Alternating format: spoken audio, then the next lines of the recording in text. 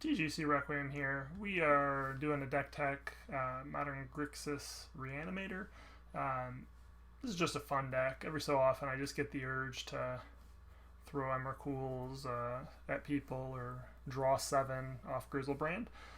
So last time we played, we were playing the Carry Zev um, combo with breaking and entering, and while that was super powerful, it was also I found really inconsistent because the deck was really almost like 4 or 5 kind of unique combos, but they were kind of counterintuitive to each other. So this version is much more streamlined, much more focused. I actually felt this version was much more consistent. Granted, there are some changes since the last time I played it. Or at least there are changes I've made since the last version I played. I don't know that anybody's really playing this right now, and maybe we'll find out why. But basically, the big thing here is this is all focused on trying to set up and reanimate Grizzlebrand or Emrakul through Goryo's Vengeance, or, if you need to, through the Breach, to cheat him onto the battlefield. So through the Breach, it's not quite the same, but it's kind of like your sneak and show, like your way to get around Graveyard Hate, where Goryo's Vengeance is your most explosive way to get the creature onto the battlefield quickly, and that's through the graveyard.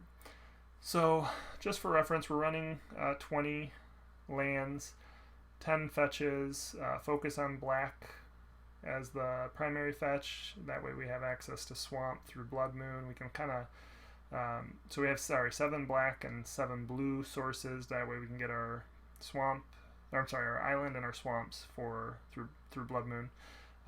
Beyond that, we're running primarily Spire Bluff Canal as our fast land, with 1 Dark Slick Shores. And the thing here is blue primarily, and then we wanted to have the ability to fetch for Swamp primarily. It's the first one we would want to fetch for if we're fetching a basic. And then the 1 Dark Slick Shore just kind of plays with the Watery Graves, and this way we could also have a line of fetching for a mountain if necessary. The mana base could probably use a little bit of work, but I got it to the point where we're looking at 17 blue sources and 15 swamp black sources, 15 mountain sources. And as you can see, the deck kind of primarily wants the islands early, and then beyond that, we don't really need the islands a ton in the mid game. I guess as it Charm still kind of requires it a little bit, but it's also a very important card for our post-board plan. And similarly, our post-board plan accesses quite a bit of black, and so, you know, I would say you probably could get away with like 13 to 14 black mana sources. But in this case, we're trying to play it a little bit higher because, you know, the game plan can adjust pretty big, and we also want 15 since we're trying of red, because we need Anger of the Gods pretty heavily out of the sideboard. So anyway, that is the mana base. I'm not running Creeping Tar Pit where I normally would, and part of the reason I'm not doing that is because of the fact that we're not playing Lightning Bolt. In the past we played Lightning Bolt, but we have kind of replaced the Lightning Bolt slots here with a Peer Through the Depths and Liliana's Death's Majesty. Liliana's Death's Majesty is a new planeswalker from Amonkhet with an uptick ability of create a 2/2 black zombie creature token and put the top 2 cards of your library into your graveyard. So it's kind of like a recurring ability to kind of blindly faithless looting, really more Thought Scour type effect. But then the -3 is return target creature card from your graveyard to the battlefield. That creature is a black zombie in addition to the other colors. Note that it doesn't have to be exiled at the end of the turn like it would with Goryo's Vengeance or Through the Breach.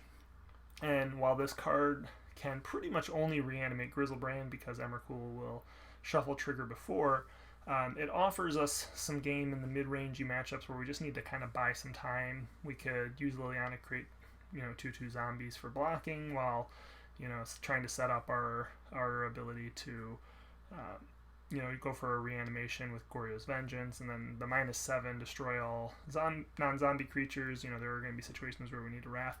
This is a tester. This card may be terrible, but it's something that I want to try out. So that's why we have Liliana's Death's Majesty there. Peer Through the Depths. A couple things. One, it's an arcane spell. look at the top 5 cards of your library. You may reveal an instant or sorcery card from among them and put it into your hand. Put the rest on the bottom of your library in any order. This is just a way of kind of drawing into either, you know, your Through the Breach or your Goryo's Vengeance, if that's what you need, or if you need a discard outlet to draw into your Collector Brutalities, your Izzet Charms, your Faithless Lootings. So that's the reason we're running a 1 of Peer Through the Depths. The other reason that we're not running the Lightning Bolts is just because Lightning Bolt's not great right now. It really doesn't get rid of a whole lot of useful creatures, and so I'm happy or fine with just running the Izzet Charms, dealing 2 damage to target creature. Similarly, the Collector Brutalities, giving target creature -2/-2, because those play best into our gameplay. Excuse me. And then if we have creatures we can't kill, ideally those decks are too slow for us, and we can just kind of beat them before they can really threaten us.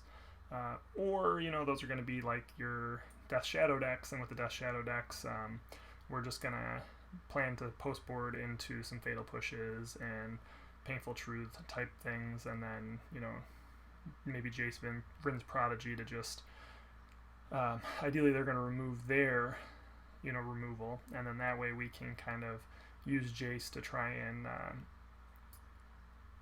trying to set up our draws quicker. So primarily the 1-drops here are about filtering through your cards and kind of setting up the combo you need, whether that be a way to get a creature card into the graveyard to pair with Goryo's Vengeance, or to get a creature card in hand to pair with Through the Breach.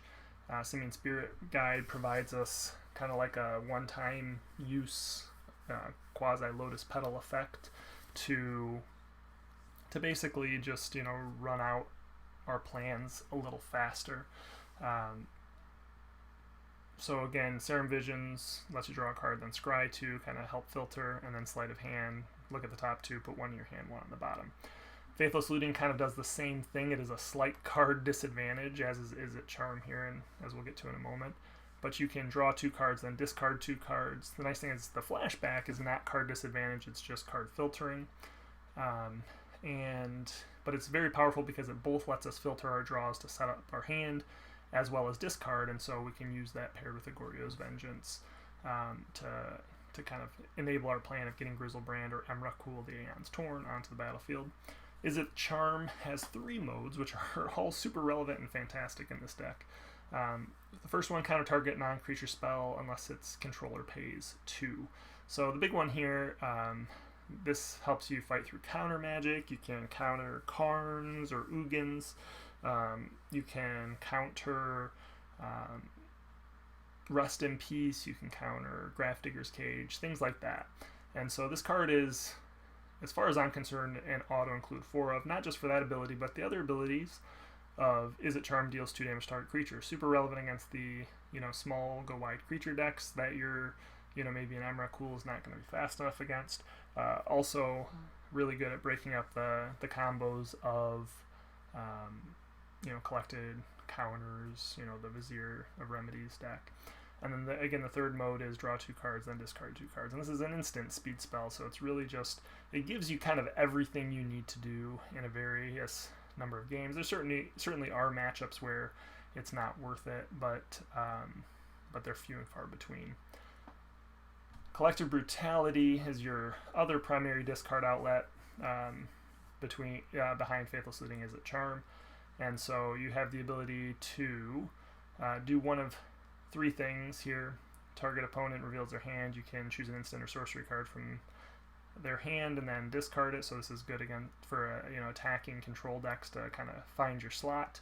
You know, find your window as to when to go off. Target creature gets -2/-2 until end of turn. So again, similar to Izzet Charm, can help fight decks that's relevant against. And then target opponent loses 2 life and you gain 2 life. This can be a finisher. You know, it's very possible that we should be up to 4 of these in the 75, but I really wanted to have access to 2 Fatal Push. Possibly we only want 1 Fatal Push, and but anyway, this is great because you can do 2 of these things by escalating, which is to discard a card. The best part about this is you can discard a card without it being able to be countered. So Izzet Charm and Faithless Looting could potentially be countered in the mid to late game against a control deck. And so if all you really needed to do is make sure you got a creature into the graveyard. Collective Brutality is going to make sure that happens. As we mentioned, Peer Through Depths just lets you kind of piece the puzzle together, which is kind of funny because actually I've seen some decks running, I think, Pieces of the Puzzle, which is a 3 CMC card that has a similar effect. Simian Spirit Guide is just your way of, again, ramping out whatever you're planning to do. So this could be, you know, a turn 3 or 4 through the breach if you have 1 or 2 Simian Spirit Guides. This could also be ramping out an earlier Liliana's Death Majesty. But the other thing is, like, say you're holding up a blue mana and you're worried your opponent, so maybe you needed to spend a mana on your turn, but you can't keep, and you missed your land drop, but you're really worried your opponent's going to drop a card and just blow you out. You know, you can hold up a blue mana and a Simian Spirit Guide, and your opponent may think the coast is clear. You know, what are you going to do with 1 blue mana? And then you can use your Simian Spirit Guide paired with your blue mana to Izzet Charm and counter that card unless they pay 2 mana, which, you know, ideally they're not going to have access to. Through the Breach, this is again your way of kind of fighting against decks that are you know, bringing the graveyard hate, and so you need to get around the graveyard to get your creatures into play. So it's kind of your show and tell effect. It allows you to put a creature card from your hand onto the battlefield, and that creature gains haste. You sacrifice that creature at the beginning of the next end step.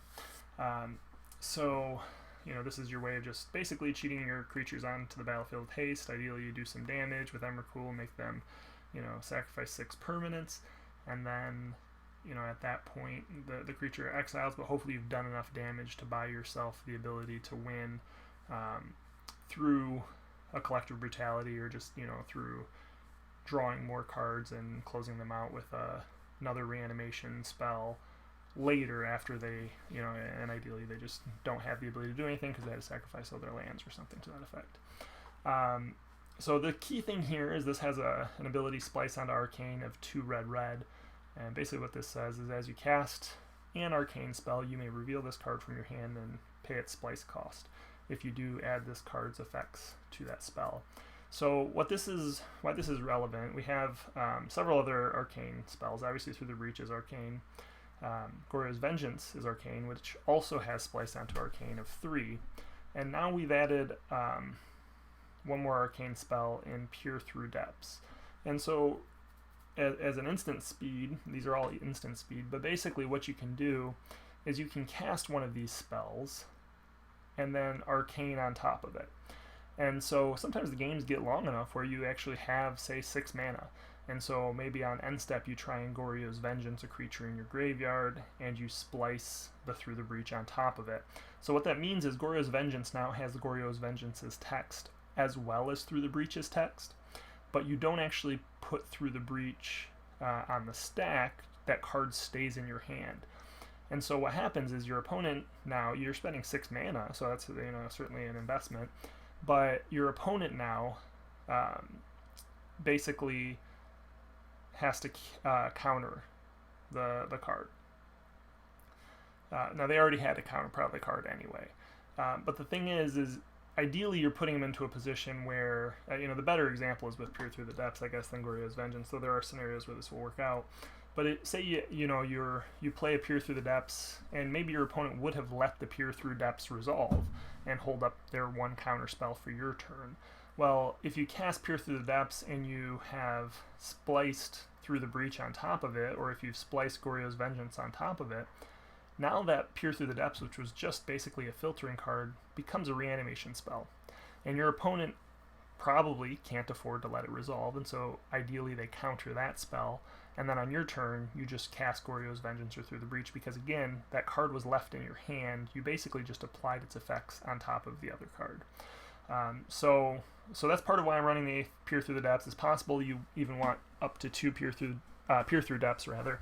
I think it's a good card for kind of tying things together, makes the deck a little more consistent, and so that's why it's there. We already kind of touched on Liliana's Death Majesty. Again, just sometimes in grindier matchups, it gives you a way to set up what you're doing, or I do think the black zombies can just kind of buy you time against creature decks, ideally, and so as can the Wrath effect. It's possible sometimes it can just win you the game. Again, it's possible it's awful. I just want to test it out. And then the reason we're playing this deck in the first place, we wanna get these broken creatures, and I say they're broken. Obviously, their mana costs. You rarely see these creatures ever cast for their hard mana cost, and so therefore, are they broken? Probably not, but they are super good, and the broken part is getting them in prior to when you should be able to. Grizzlebrand, legendary creature demon, flying lifelink, pay 7 life, draw 7 cards. So the big thing here, you get to attack, typically gain 7 life, and then after you gain 7 life, you can draw 7 cards. Sometimes you can do it beforehand, but if you haven't drawn 7 cards off Grizzlebrand before, it's phenomenal. It's just one of the best feelings in the world. So this is why we run that. Unfortunately, Modern, unlike Legacy, Grizzlebrand is just phenomenal because there's very little removal that can actually handle Grizzlebrand. The format is so hyper efficient that there's very few creature or removal spells that actually can handle it, and so they don't play spells like Terminate. You don't see spells like Go for the Throat, things like that. And so basically, there's just Swords to Plowshares. But in Modern, there's a lot more spells that can handle Grizzlebrand, and so it's just not as powerful in this format typically as it is in Legacy, but that doesn't mean that it still can't be powerful in the right shell with the right game plan. Emrakul is pretty great because it cannot be countered. When you cast Emrakul, take an extra turn after this one, and then it has flying protection from colored spells and Annihilator 6. Annihilator 6 basically says when you go to attack, your opponent sacrifices 6 permanents, and so ideally you're wiping up their board and or all their lands, and so basically it's kind of like a pseudo win is the hope. But it does have this thing where when Emrakul is put into a graveyard from anywhere, the owner shuffles his or her library into shuffles his or her graveyard into his or her library. And basically what that means is that you have to be able to reanimate Emrakul at instant speed. So when you set up a turn where you are going to, say, discard Emrakul off of Faithless Looting and Is It Charm or Collective Brutality, you need to make sure that you have the mana to Goryo's Vengeance at instant speed. And so sometimes that means having Simon Spear Guide, sometimes that just means waiting until turn 3 or turn 4. But again, it's just such a powerful card that it's kind of worth it. On the sideboard, we have a few things. Dispel is for trying to kind of break through control decks primarily. Boseyu, similar. Just a land that you can bring in that makes your spells uncounterable, your instants and sorceries uncounterable. You do have to pay life to use the mana on it, though. But that, again, works really well against control decks because they're not usually putting too much pressure on you. Thoughtseize also helps you kind of just poke a hole along with the Collective Brutalities, kind of to set up a turn where you, before you go off, you Thoughtseize, try and rip the counter spell or whatever spell you can't play around. Jace Vryn's Prodigy also could be good against control, but Jace Vryn's Prodigy basically serves as another discard outlet, but also can be a win condition on its own in terms of the mill against control. I'm not saying that's necessarily the best way to play with it, but it's something that can be done. Jace is also great because it's a legend, and if it gets killed right away, you can actually Goryo's Vengeance it back, and if you flip it, and I know this is pretty small, so maybe we can make this a little bit bigger. But basically,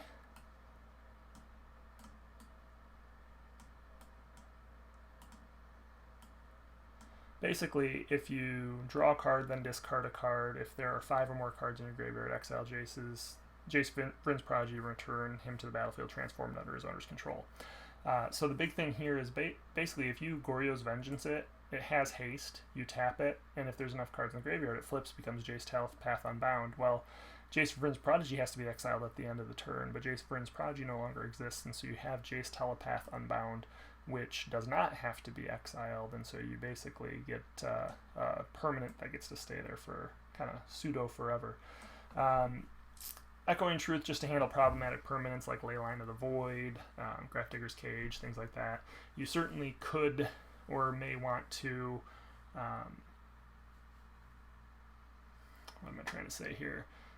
Play Artifact Hate or some sort of Rest in Peace, try something to destroy enchantments, but Grixis isn't great against handling enchantments. You could play Artifact Removal for sure. However, I just prefer Echoing Truth because it can also be used against like a Death Shadows deck to buy some time as a tempo play. And if you have a Jace Prince Prodigy, sometimes you can recast it if you need to. But the plan is primarily to Echoing Truth whatever hate card your opponent has on end step just before you go off, or on the turn, just as you're going off. Fatal Push just to help against those aggro strategies that get a little wide too fast for you to handle. Thoughtseize, again, we just kind of spoke about, also good against combo decks. Painful Truths is good for the grindy matchups like Jund, or obviously Jund's not super popular right now, but Abzan Traverse, for example, which is a deck I absolutely love, is really popular. They're going to attack your hand, and so Painful Truths kind of lets you reload through that. Similarly, it does the same sort of thing against Death Shadow in theory. And then Anger of the Gods is just another way to kind of clean up those go wide strategies like Counters Company or Elves, things like that. And since the decks are the decks you can't even always beat with Emrakul if they get too wide too fast, Anger of the Gods is kind of your answer to that. Now again, when your opponents try and hate out in the graveyard, so they bring in their Relic of Progenitus, they bring in their Grafdigger's Cage, they bring in the Rest in Pieces, you may consider pulling some of your Goryo's Vengeances, your Faithless Lootings, your cards that are kind of graveyard dependent.